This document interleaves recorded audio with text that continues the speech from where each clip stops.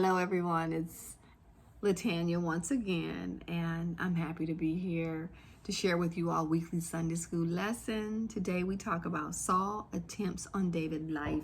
This is lesson 11 in our summer quarter. The date of our lesson is August the 16th, 2020.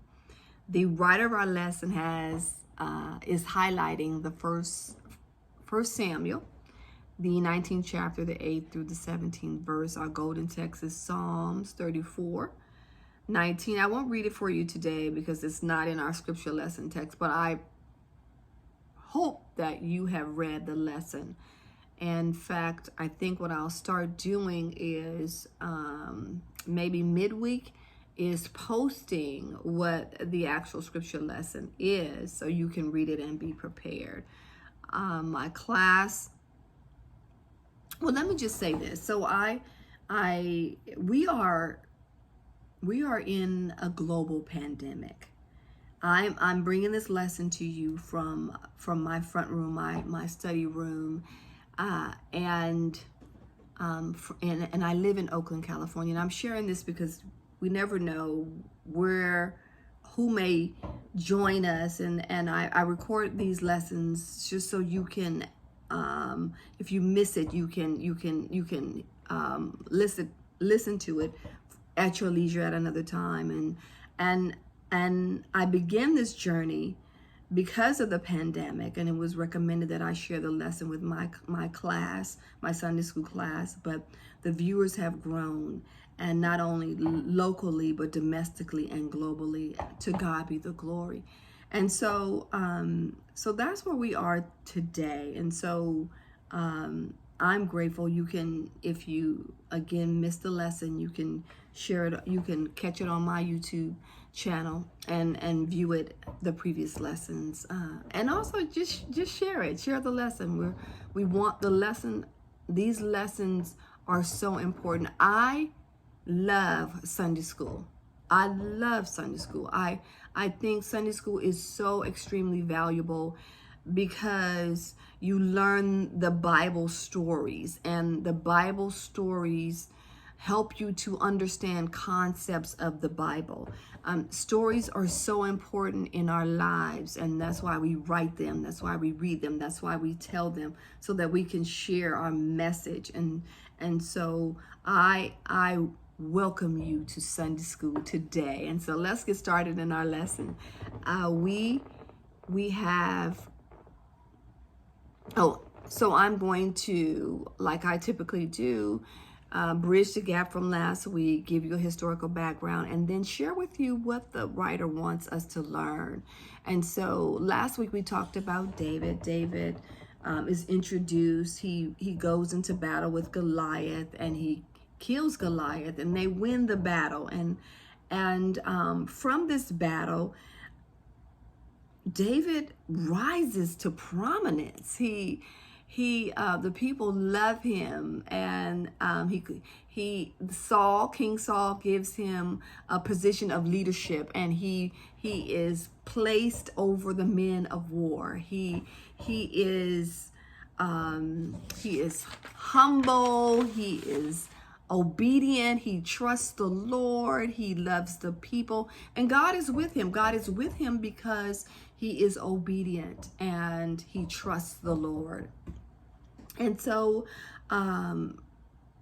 Saul, on the other hand, watches this popularity of David, and he becomes jealous.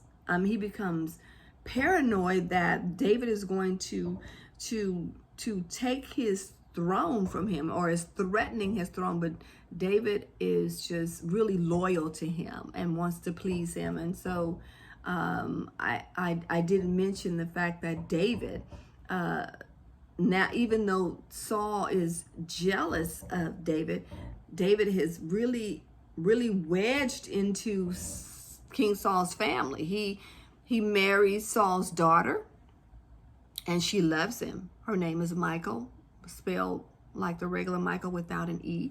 And his son and David are like besties, right? Best friends, right? And so so David is like family. But Saul is jealous. So let's just take a look at Saul's behavior. So Saul, you know, when studying this lesson, I I did some research on Saul, because last week's lesson said that Saul disobeyed God. And so I know that one disobedience, kind of, we get these second chances, And so I kind of wanted to know what Saul did that was just so bad. And so Saul started off as the king, and he loved the Lord, and he did things right. He went, they had a lot of battles, they had a lot of enemies, and so he followed the protocol. He did things that was correct. He would always acknowledge the Lord before battle, and he, in acknowledging the Lord, the prophet would speak and give him instructions on what to do. And so, mind you, in one of my previous lessons, we talked about the value of the prophet in the equation. So you have God speaks to the prophet, and the prophet speaks and instructs the king, and that's the structure. And so at first, this is what Saul was doing, but later on, when Saul was getting these instructions, he was not obeying them carefully, and he would disobey the Lord in front of the people. And there was this one specific battle that the Lord had given him instructions to annihilate the Amalekites, and Saul didn't do it. He buckled under pressure, and we talked about that the other week. He buckled under pressure. He did what he wanted to do, and Samuel was repeatedly admonishing him for his disobedience. So eventually, the Spirit of the Lord left Saul, and an evil spirit came. And so this evil spirit really gave Saul distress, and Saul was paranoid, and he was jealous, and so the saying goes, jealousy is as cruel as the grave. And so I want to read to you this. I found this very interesting, dailyencouragement.com, when I was studying for this lesson about jealousy. And I just want to read it to you. Just permit me. Jealousy is one of the poisonous fruits of the flesh. It has a way of eating you up without you knowing. It can lead to impetuous or reckless decisions,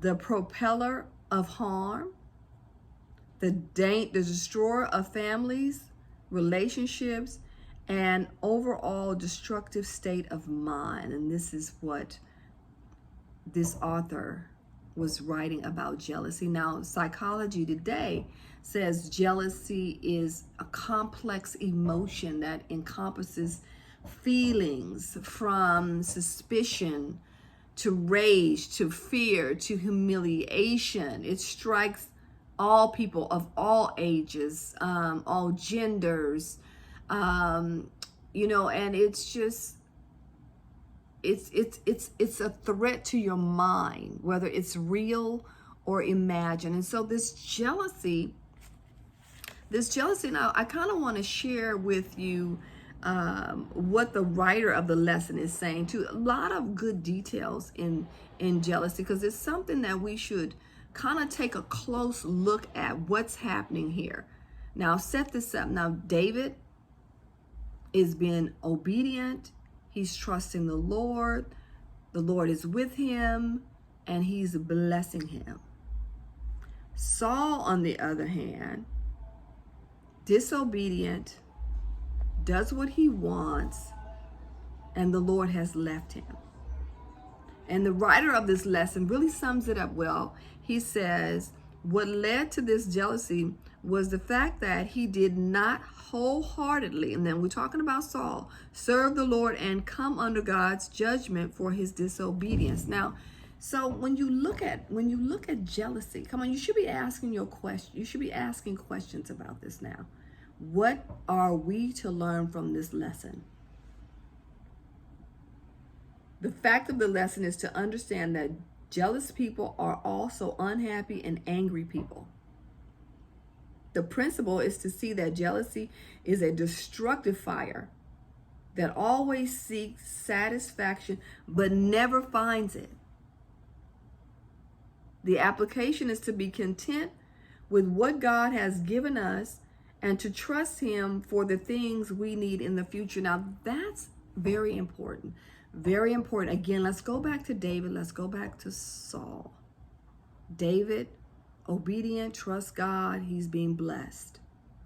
Saul, disobedient, not trusting God. He's in distress. He's having these emotions. He's jealous. He's paranoid. He's seeking to kill David, and it's not going well with Saul. So what do we see? What do we see in this lesson? What can we learn from these behaviors? What I learned, what I see, what I've got out of the lesson is that if you obey the Lord and you be obedient, he will bless you. And you won't have reason or cause to be jealous. But when you're not doing what you are required to do, or you should be doing, that opens up the door and the gate for jealousy and these emotions. That's what I got out of the lesson. And so I want you to understand today, because it's important for you to know that there's no reason to be jealous. Because typically jealousy is when you feel a certain kind of way about what someone else has achieved or they have, and you don't have it, or you haven't achieved it. And that's my definition of it. But God has enough blessings for all of us. If he blesses someone else because they've worked hard and it's their time to be blessed, then you should celebrate. Because his blessings are limitless. They will not run out. He's not giving all of the blessings to that one person or to the people you think that are taking them all. His blessings is limitless. So when your time comes, you will be blessed too. So there's no reason to worry that the blessing will run out, is what I'm trying to express. There's no reason to be concerned that you won't get the things that you desire and the things that you want, even if you see others have it. And one other thing I want to share is that, we don't know what people pray for. And because we're not there when they're praying. And God answers prayer. Maybe they prayed for that. And you wanted it too. But God has it for you as well. And so we have to be careful. We have to be careful. Make sure that we are in right standing with the Lord, that we are obedient and that we trust him. He has enough blessings for all of us. And so that's our lesson.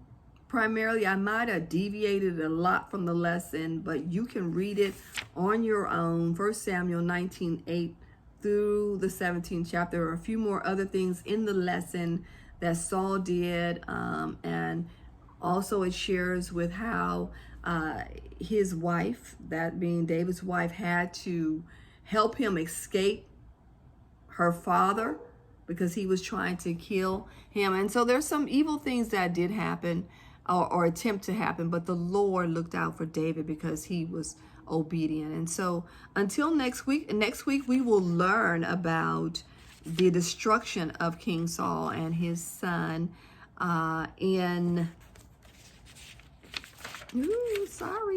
David's grief for Saul and Jonathan, which is the subject of our next week lesson. And again, if you've missed it, you can view the previous lessons and this week lessons on my YouTube page and share the lesson, share what you learned, and ask questions of the lesson. I love you. God bless you. We'll see you next week.